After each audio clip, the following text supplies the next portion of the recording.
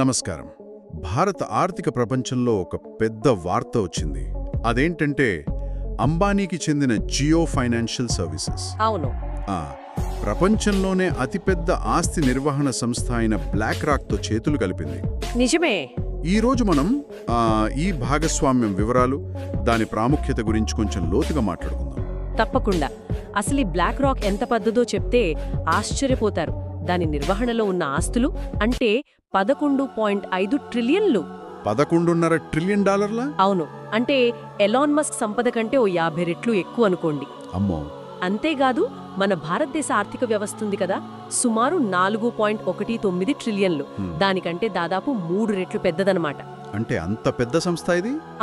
Apple, Microsoft, Google ఇలాంటి పెద్ద పెద్ద కంపెనీలన్నింటిలోనూ దీనికి పెట్టుబడులున్నాయి. ఒక ముఖ్యమైన వాటాదారు ఇది. సరే, అయితే ఇది కేవలం అమెరికా కంపెనీ మాత్రమే కాదు కదా, ప్రపంచవ్యాప్తంగా పనిచేస్తోందంటున్నారు. అవునవును. ఇది గ్లోబల్ కంపెనీ.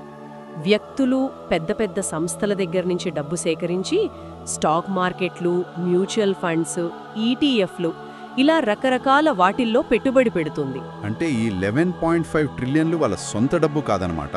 అదే ముఖ్యమైన పాయింట్. అది వాళ్లది కాదు. 100కు పైగా దేశాల్లో ఉన్న లక్షలాది మంది ఖాతాదారుల డబ్బు అది. వాళ్ల తరపున వీళ్లు నిర్వహిస్తారు. Okay okay. ఇప్పుడు అసలు విషయానికొస్తే ఈ BlackRock Jio financial services అంటే జేఎఫ్ఎస్ రైట్. ఈ రెండు కలిసి 50-50 వాటాతో జియో బ్లాక్ రాక్ అనే కొత్త సంస్థను ఏర్పాటు చేశాయి. 50-50 జాయింట్ వెంచర్. అవును. గత ఏడాదే ఈ ఒప్పందం జరిగినా అధికారికంగా ప్రారంభమైంది మాత్రం గత మే నెలలో. సెబీ అనుమతి కూడా వచ్చేసింది. అంటే ఇప్పుడు ఇండియాలో ఫైనాన్షియల్ సర్వీసులు అందించడానికి రెడీ అయ్యారన్నమాట. అంతే. ఇక్కడ ఇంకో విషయం ఏంటంటే బ్లాక్ రాక్ 2018లో డిఎస్పీ గ్రూప్తో పార్ట్నర్షిప్ ముగించుకుని ఇండియా నుంచి వెళ్ళిపోయింది. వెళ్ళిపోయిందా అప్పుడు? అవును. ఇప్పుడు మళ్ళీ అంబానీ ఆహ్వానం మీద తిరిగి వస్తోంది. ఆసక్తికరంగా ఉంది. అంటే ఇప్పుడు మార్కెట్లో ఏంజల్ వన్, గ్రో, జెరోదా లాంటి యాప్స్ ఉన్నాయి కదా. ఉన్నాయి. వాటిలాగే త్వరలో జియో స్టాక్ బ్రోకింగ్ యాప్ కూడా వస్తుందంటారా? ఖచ్చితంగా అవకాశం ఉంది. స్టాక్ బ్రోకింగ్తో పాటు వాళ్ళు మ్యూచువల్ ఫండ్స్ను కూడా ప్రారంభిస్తున్నారు. మ్యూచువల్ ఫండ్స్ కూడానా? అసలు చాలా మందికి మ్యూచువల్ ఫండ్ అంటే ఏంటో సరిగ్గా తెలీదు. కొంచెం సింపుల్గా చెప్తారా? తప్పకుండా. సింపుల్గా చెప్పాలంటే మార్కెట్ గురించి ఎక్కువ అనుభవం లేని వాళ్ళు చాలామంది ఉంటారు కదా. అవును. వాళ్ళందరూ తమ డబ్బును ఒకచోట జమ చేస్తారు. అదే మ్యూచువల్ ఫండ్ అన్నమాట. ఓకే.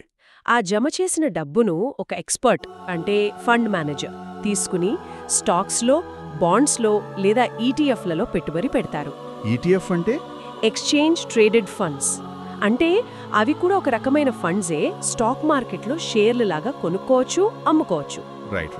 ఇలా డబ్బుని మేనేజ్ చేసే కంపెనీని అసెట్ మేనేజ్మెంట్ కంపెనీ, షార్ట్గా ఏఎంసీ అంటారు. మన దేశంలో ఐసిఐసిఐ ప్రుడెన్షియల్, టాటా ఏఐ లాంటివి చాలా ఉన్నాయి. ఉన్నాయి. ఇప్పుడు ఈ లిస్ట్లోకి జియో బ్లాక్ రాక్ కూడా చేరుతోందన్నమాట. అవును, అదే విషయం నాకు గుర్తొస్తుంది.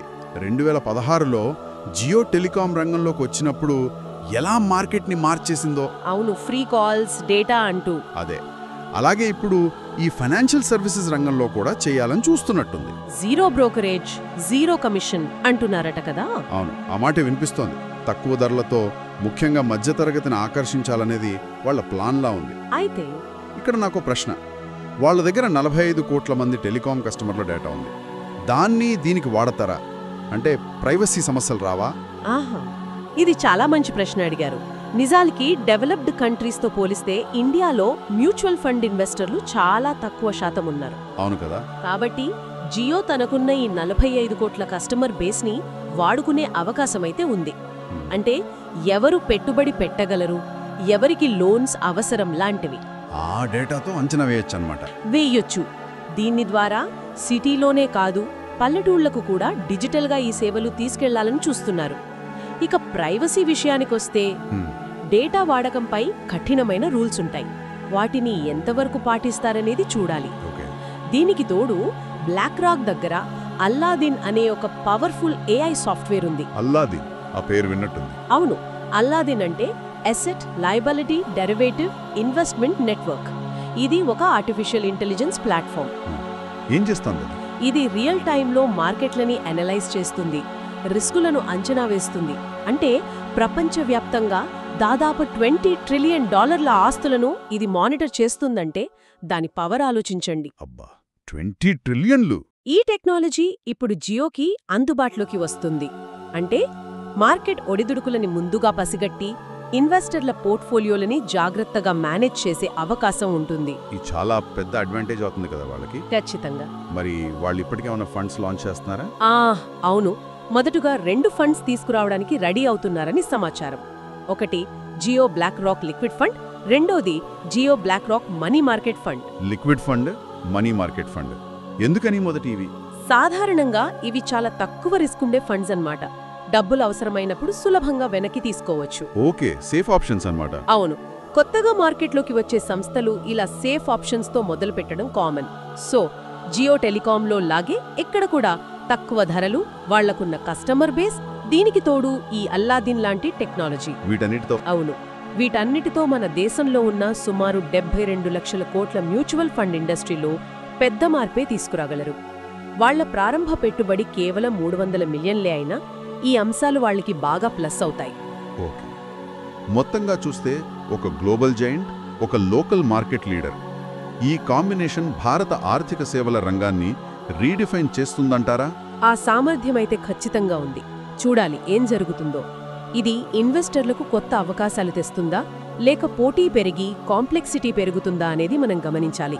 అంటే international technology, local market understanding, ఈ కలయిక కేవలం పెట్టుబడులనే కాదు, బహుశా ఆర్థిక అక్షరాస్యత మీద, ప్రజల పొదుపు అలవాట్ల మీద కూడా ప్రభావం చూపుతుందేమో చూడాలి. నిజమే. దీర్ఘకాలంలో దీని ప్రభావం ఎలా ఉంటుందో వేచి చూడాలి.